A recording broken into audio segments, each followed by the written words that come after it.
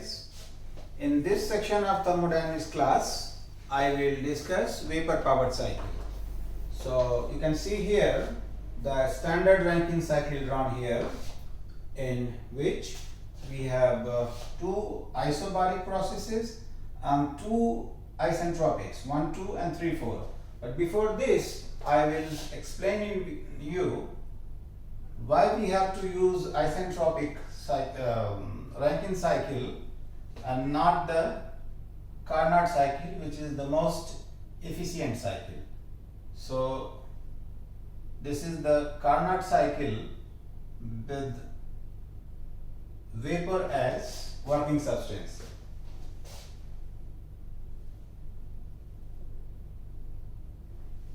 In Carnot cycle, we know there are two isothermals, 2, 3 and 4, 1, and there are two isentropics, 1, 2 and 3, 4. And this curve is called saturation curve. This is saturated vapor line, and this line is saturated liquid line. And Carnot cycle operating between two temperature limits, say this temperature limit T2 and this temperature limit T1, gives the highest possible efficiency. So efficiency of this cycle is 1 minus T2 T1 by T2. And this process we are adding heat, this process heat is rejected, and 1 to 2 is compression process, work is done on the system, so negative, and WT is the work output of the system during 3-4 process, and this is positive. Now this cycle gives you the best possible efficiency or maximum efficiency, but this cycle is practically not feasible. Why it is practically not feasible? We can see that with vapor as a working substance, process 2-3 falls in the saturation limit. From 2 to 3, the phase change is taking place, and during this process, temperature and pressure both remain constant. So this process is perfectly alright. Process 4 to 1 is again occurring between the phase change region. So this process is also practically possible, isothermal process, because during phase change, temperature and pressure constant. Now what happens with process 3, 4 and 1, 2 is our concern. During 3, 4 expansion process, we can see when the expansion starts, it is in the vapor phase, and as expansion progresses, the working substance is partly liquid and partly vapor, and presence of water droplets or moisture is not good for the expansion device, which may be turbine or engine. So this process is practically very difficult to achieve, and presence of moisture will adversely affect the material of the turbine. Turbine blades are corroded and erosion takes place. And again here from 1 to 2, the two-phase problem is there. Here at the end of the compression process, the working substance is in the liquid phase, and at 1 it is partly liquid and partly vapor. So again we have to plan or design a compressor which can handle the two-phase mixture, which is practically very difficult to achieve.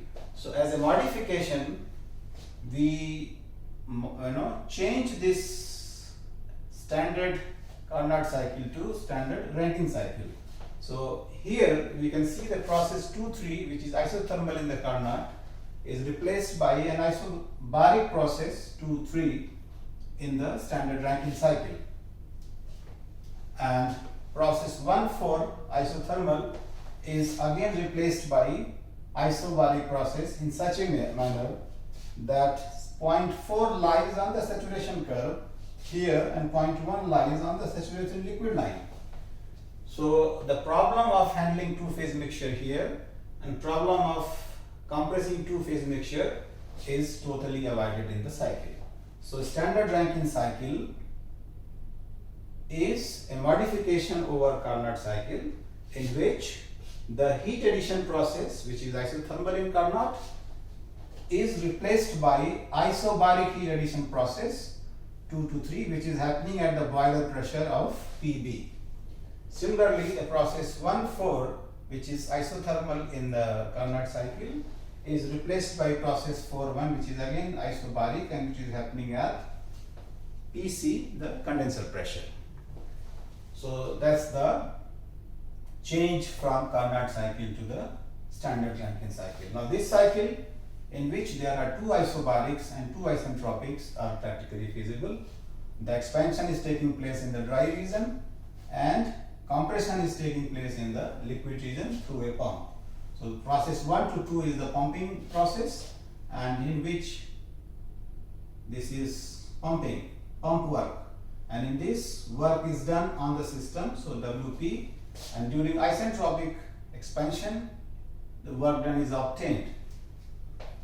And here isobaric process, heat is rejected in the condenser and here heat is added. Now let us see how to find thermal efficiency of the cycle and how to find work done and heat transfer in the different components of Rankine cycle. So process 2 to 3 takes place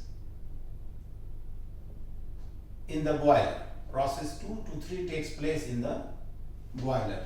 3 to 4 in turbine, steam turbine.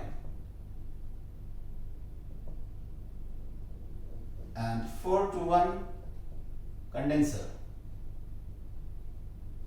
And 1 to 2 is pump. Now how much is the heat addition in the cycle? QA is mass flow rate of the steam into enthalpy at 0.3 minus enthalpy at 0.2. So this is the heat addition in the boiler, and this expression we get from the steady flow energy equation. Steady flow energy equation, when there is no change in the kinetic energy, when there is no change in the potential energy, and the work done is absent, the change in enthalpy is equal to the amount of heat addition. This we got in the previous classes using steady flow energy equation. Now what is work done in the turbine? Turbine work is again mass flow rate into enthalpy change. So 3H3 minus H4. Remember, we are doing this for standard cycle. Process 3 to 4 is isentropic, 1 to 2 is also isentropic, and there are 2 isobaric. Now what is heat rejection in the condenser? Is again mass flow rate of the steam and H4 minus H1. Now these enthalpy values you can read from the steam table using the corresponding temperature and pressure or the quality of disfaction of the steam or the degree of superheat. Here at 3 the state is superheated, and the pump work, see this is TS diagram, so I just write S here. Now what is pump work? So pump work is again mass flow rate into H2 minus H1. So this is how we do, but this work of pump is obtained in another way, and that is the pressure difference against which pump works into volume flow rate at 0.1. So delta P is the pressure difference between boiler and condenser. Suppose this may be 50 megapascal and this may be 50 kilopascal, so that's the difference, into specific volume here, which can be read from the steam table, into mass flow rate. So this expression is normally used if the total is required, if total is capital WP, or if specific pump work, that is kilojoule per kg is required, then it is simply delta P into specific volume at 1. So this is how the different terms are computed. That is the heat added, turbine work, condenser heat rejection, and the pump work. And finally we can find the efficiency of the standard Rankine cycle, and the efficiency of the Rankine cycle is W net by QA, and W net is W turbine minus W pump by QA. So this was about standard Rankine cycle, which is a vapor power cycle. In the next class we will discuss the actual Rankine cycle, and we will try to see the modification in the Rankine cycle, like reheat and regenerative cycle. Thank you.